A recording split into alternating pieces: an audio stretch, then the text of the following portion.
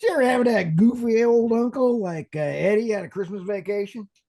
Comes up to the party and he says, "Hey, there's these three guys walking into a bar. Everybody digs for behind the carpet. I mean, they go under the carpet. It's so bad. I happen to know those other two guys. I got two of the other three podcasters walking into the bar.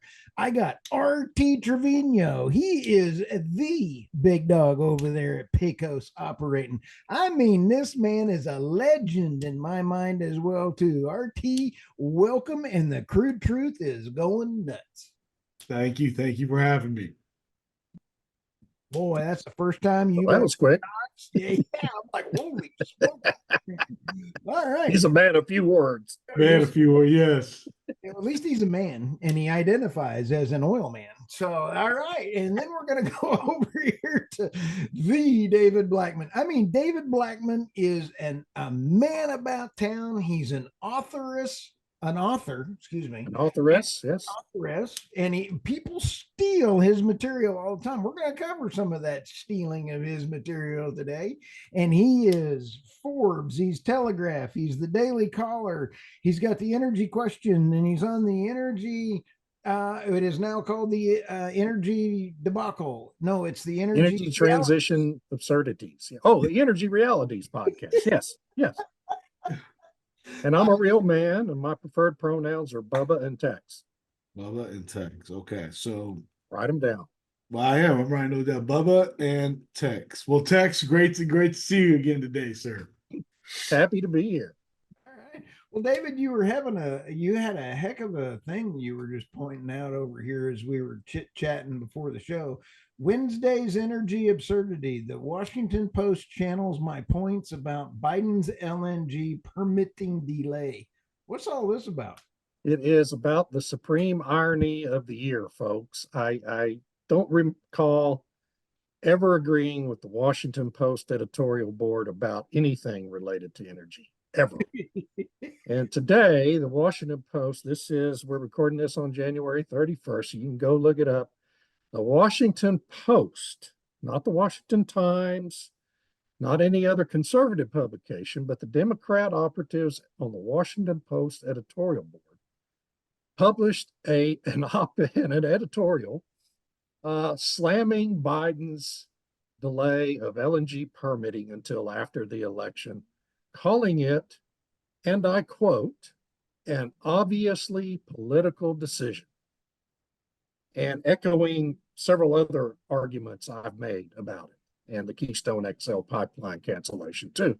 And it's just, I mean, I saw that editorial and I'm reading through it and I'm thinking, man, I could have written this. I think I did write this. I wrote some of it. You know, it's like they're reading my Substack and plagiarizing my material almost. Hey, I do. Oh, I know I definitely like to use it when I can. Anyway, I just thought that was the supreme irony. I've never seen anything quite so amazing in my life, frankly. And I urge everyone to go read that editorial and gape in wonder at the Washington Post editorial board actually making common sense on energy. Well, RT and David, there's got to be a second order of impact or magnitude or something going on for them to make that left-leaning publication.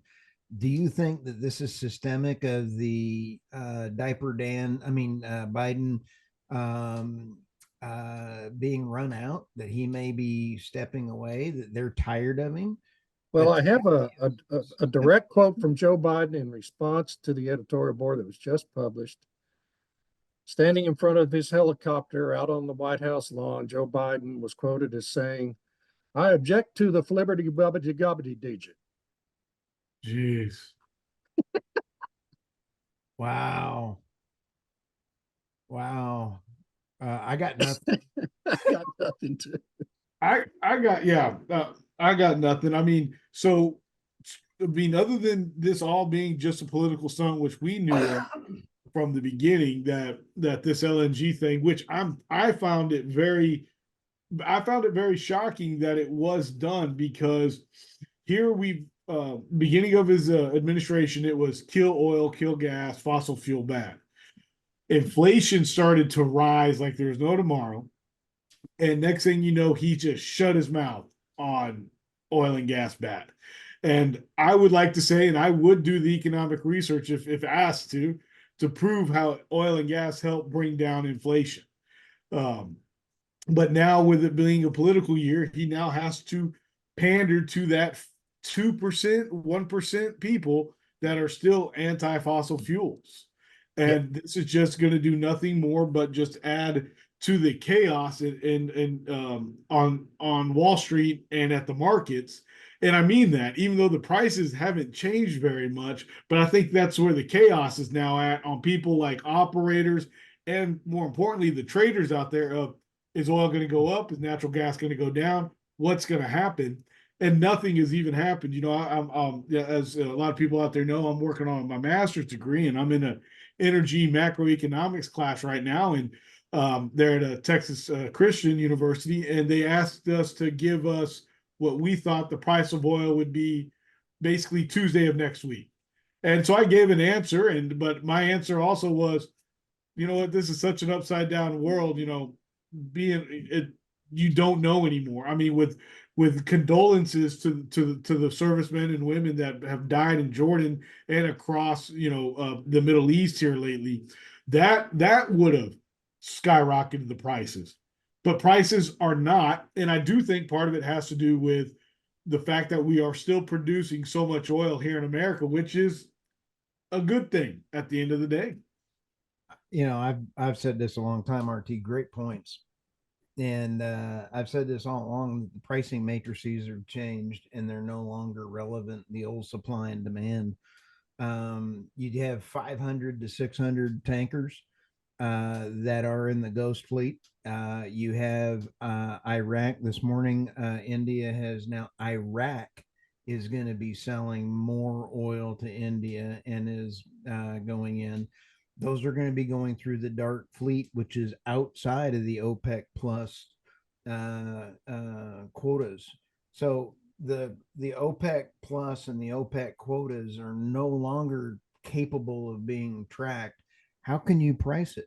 Yeah. How can you? Why is there? You RT? Your point was phenomenal. I mean, if we have the Red Sea we ought to be seeing $120 oil today. I mean, you got Houthis and the blowfish, like we, you know, kind of talked about, blowing crap up over there, and you're not seeing it. And so it is because the elasticity is totally gone. And then you have the EIA.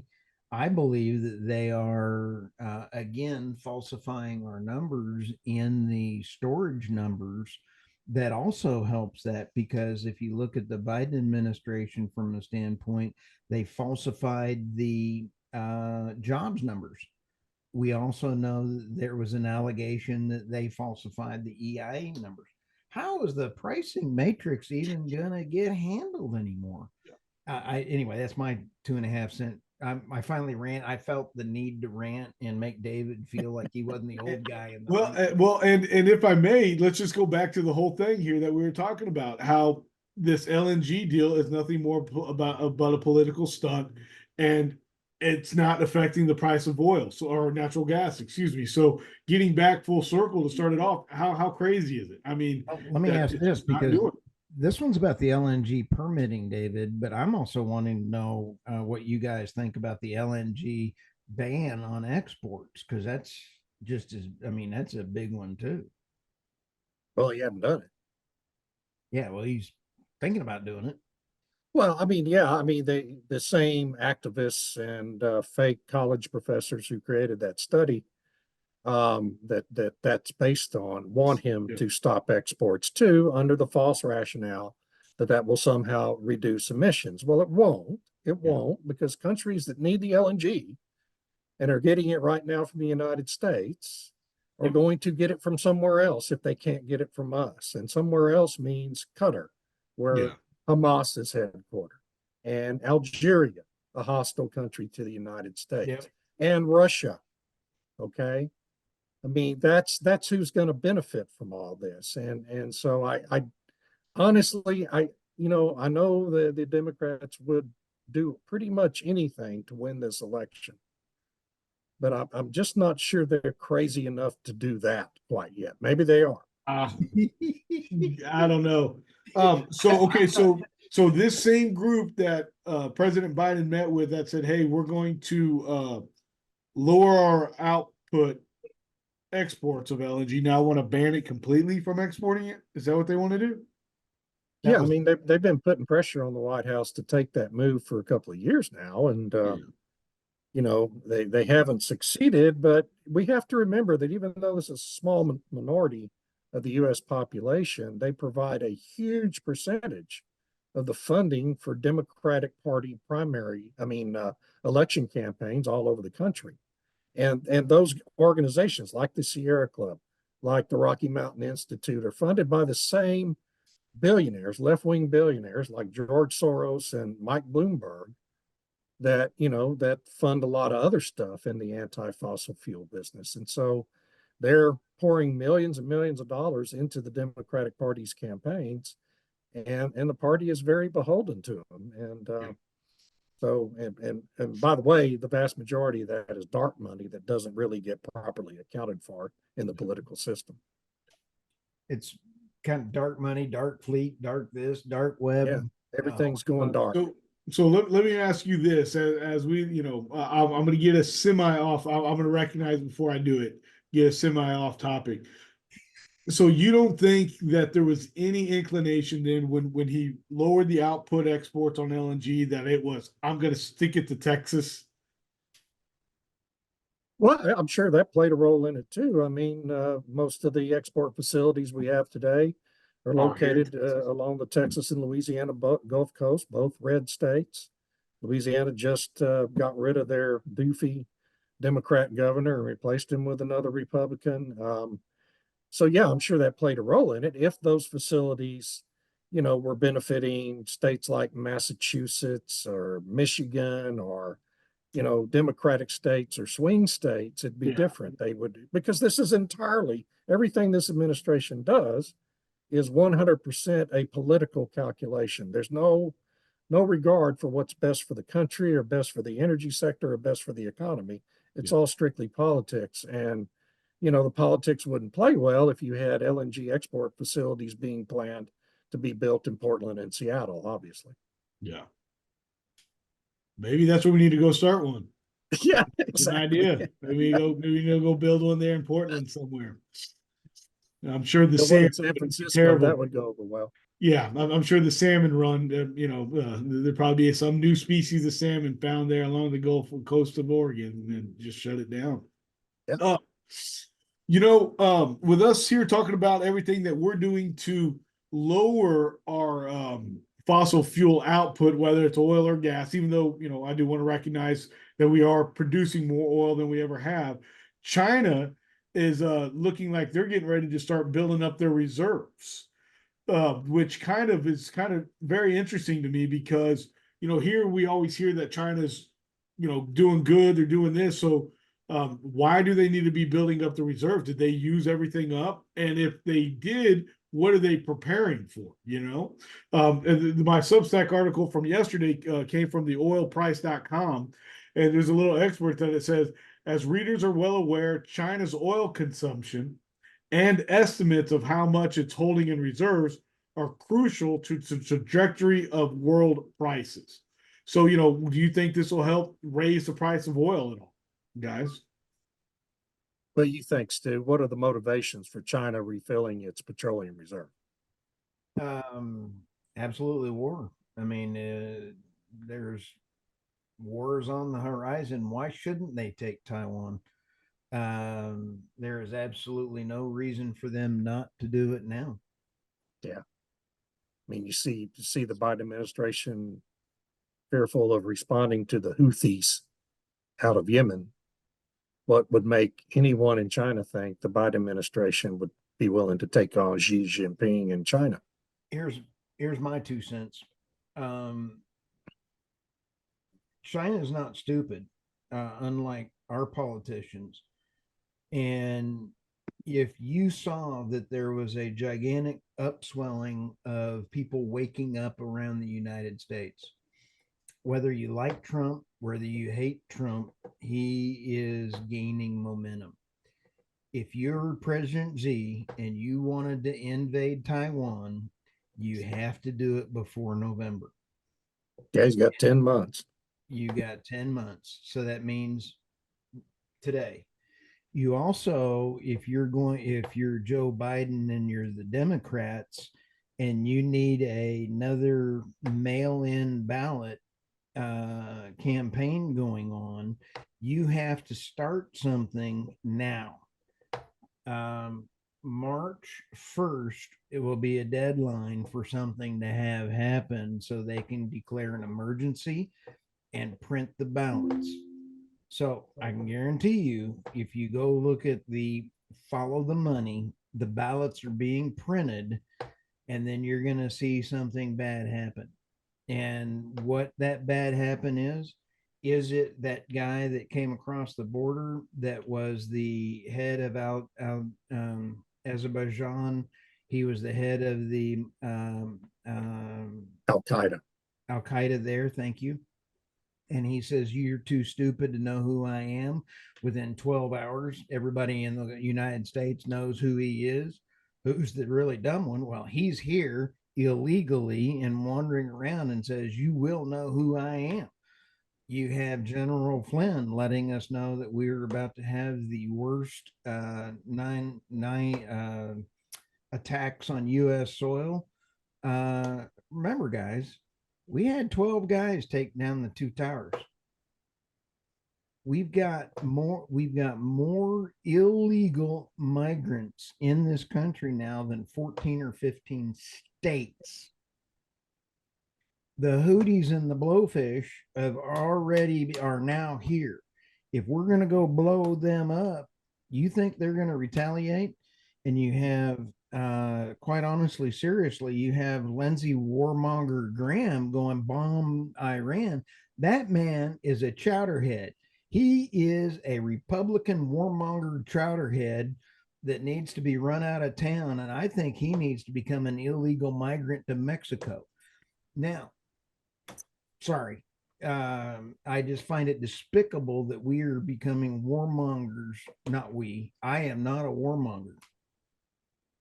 And that war, if we go to war and we bomb Iran, I guarantee you, Iran, the Houthis, Al Qaeda, Hamas have people here, and it's going to be really easy for them to go, boop. We know the grid has already been compromised, already been done. China can remotely shut down those 30 main areas, period. They can already do it. There was also another video that came out today about Chinese people had just come in from the border illegally doing target practice every chance they can. I'm not kidding, guys. Now, both of y'all got pretty somber when I asked, why do y'all think China is now picking a time to add to the reserves? That's a little worrisome there, for you two to get somber like that. As y'all both said, preparing for war. That's I do believe in what is the Marines' motto that, you want peace, prepare for war. However, I don't advocate for it for any form or fashion, but obviously, what happened in Afghanistan's almost 2 years ago now was just an abomination to the power that is the United States of America. And now everybody across the world sees how weak we are, because you are right, as you call them, the Houthi and the Blowfish are just out there right now having fun, taking shots off wherever they can. They remind me of the little guy that just kind of comes in and hits and runs away all the time. In fact, Michael Yon is a war correspondent, and he put out a graph, and there was another meme that went out this morning as well, and it was the U.S. Rangers or sheep, and they say join the army and become targets for missiles.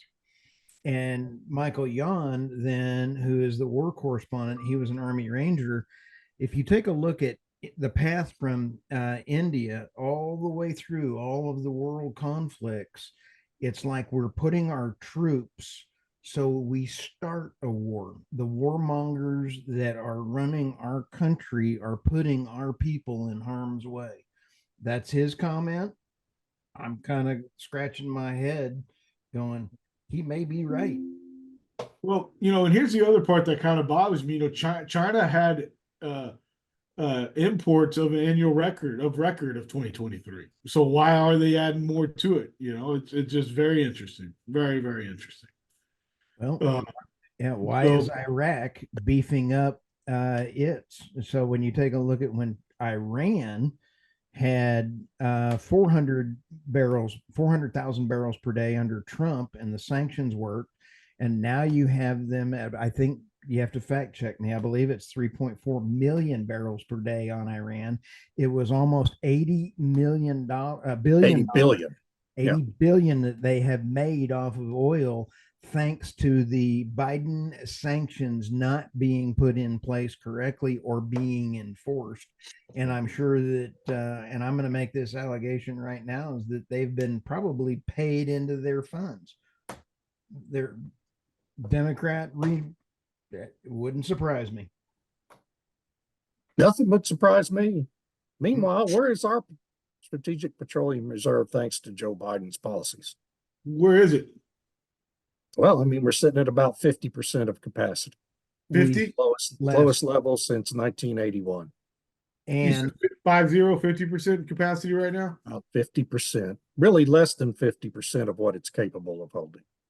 And the storage facilities are failing because they're not designed to be left empty. Right. And then also, who was a major buyer of all of that oil? A lot of it went to China. Ding. Whoa! I'm gonna have to. I gotta put that out. And then guess what company bought it? I don't know. CNET? Hunter is still on the board.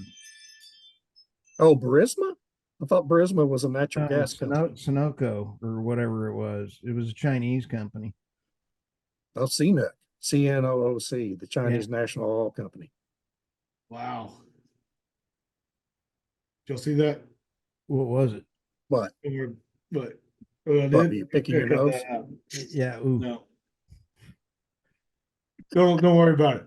Don't worry about it. All right. Keep the camera on him, Steve. Yeah. Oh, man. That was my Hunter Biden impersonation. There you go. Oh, okay. Well, yeah. Yeah, just keep your clothes on, please. I will. I'll do everybody a favor and do that. I need a spoon and a lighter to do my imitation. Let's go to NAPE next week, guys. That sounds like a blast. I'm excited. I'm excited to hang out with you guys. And, we got us an all-star lineup, man. We got guests rolling in. Yes. So we're going to start off by doing a live. I think we're going to start probably advertising, doing a live 3 podcasters walk into a bar, hopefully there. You bet. We got Carr Ingham coming in for that. He's an old, him and David Blackmon used to run around back in the oil patch way back in the day. We used to run around Austin occasionally. He and I have the same hair, have the same barber. Yes. And so I'm excited about that. And then Doomberg stopping by the booth. Who? Doomberg. No way. We got Doomberg. We got Doomberg? Yeah. Well, you guys don't have him, but I do. Oh, hey. Now, how is he going to do that? Hey, Doomberg. By Zoom. Okay. He's not coming by. Well, no, but it's going to be Zoom though, right? Oh, yeah, it's going to be Zoom. But I was talking to Dr. Ed Ireland about him the other day. I go, do you know who he is? And he goes, I have an idea, RT, but I'm going to leave it alone. I said, okay. And that is awesome. That'll be a fun one. We'll have to get people there for that. Oh yeah. Will that be on Wednesday or Thursday? Thursday. We're working on Thursday at either 9 or 10 a.m. And we will have speakers there so people can come by. And then we will have We got Steve Reese. We got Jay Young will be in the booth as well. And Got then, Andrew Ditmore from Inveris coming by. yep, Nice. and, also two others from Inveris coming by as well too. Awesome. And then we have Sharon Muntz. She's the NCN Technology AI. She's coming by. We also have Brett Bennett from Black Oil Mountain, and Black Mountain. Yeah. Black Mountain Oil, he yeah. is a cool cat. Lots of good people coming by. Yeah, and then on Wednesday, you know, not only are we going to have Carr there on Wednesday, we've also got Texas Alliance, Texas Star Alliance, Chris Hosek coming in for an interview. Oh, the Hosek's coming. All right. Yeah, so My get ready. man. Yeah, oh yeah, I hope so, David. And then after that, we're just going to keep the political lobbyist style going. We got George P. Bush coming on after that. Very And cool. and then after that is when Governor Greg Abbott is speaking to the exhibitors, to everybody else. So we should have a really a great time. And you know, we definitely have a lot of players that are going to be that definitely know the ins and outs of the oil and gas industry. And so I mean, we've just got like so many more. And then on Thursday, I know additional people that we'll have are Jim Holmes of LFS Chemistry, Brian Stubbs of Air Compressor Solutions, and then I think hopefully, and then JP Warren with his awesome book Energy for Everyone. He'll be there talking about all the things that he's been up to. I mean, he's just he is a networking guru, king, amazing guy. And then I think we're going to close it out with the LinkedIn famous Ola Hawatme, having her do an amazing interview with Christy Kearns about just how we can get America back. America needs some coaching. There's no ifs or buts about that. We need a stiff, stern talking to, if you know, in a weird way, if that makes any sense. Yeah. And that's all while I think Well Data is going to be doing evaluations of deals while we're there. Yep, so cool. I mean, we've just got so much going on. I cannot wait really to get these interviews going. I mean, David, with you there and Stu, I mean, these, you know, some of these may be the Crude Truth, but I hope to have both of y'all there to be co-hosting. You know, I think it's going to be awesome. And so I definitely want to get it out there because people follow Doomberg. So I can see people already sitting watching, you know, with the TV with him and you there just asking the questions. Well, it just don't get no better than that. No. I was too much man love on Doomberg because it was too weird. Talking to a green chicken was pretty darn cool. Maybe one of these days when I grow up, I can interview him. No, but we got a lot, and we're going to be getting all that out there. So, RT, how do people find you? Oh yes, they're definitely on LinkedIn. You know, you can contact me there. You can also go to pecosoperating.com or thecrudetruthshow.com. And please write me an email. Let me know if you have any questions. Also, I want to say thank you. I quoted my Substack article today from oilprice.com. And thank you to everybody that writes questions. And I do my best to answer those here with us. So thank you very, very much. And I want to say thank you to the Wall Street people for listening to David Blackmon a little bit. Oh yeah. No, I want to say that kudos to them. They're not all that bad. Yeah, that's still up in the air. Yeah. David, how do people find you? Oh, I don't put out my home address. I'm sorry, but you can find me on Substack at Blackmon, BlackMon.substack.com. Everything I publish is linked there, so it's a very convenient way to follow what I'm doing. Sounds great. And you can always find my trouble going on at energynewsbeat.co. This morning, we already had 37,000 people on the site from all over the world this morning. So it's kind of crazy. So, hey, with that, we're off and running.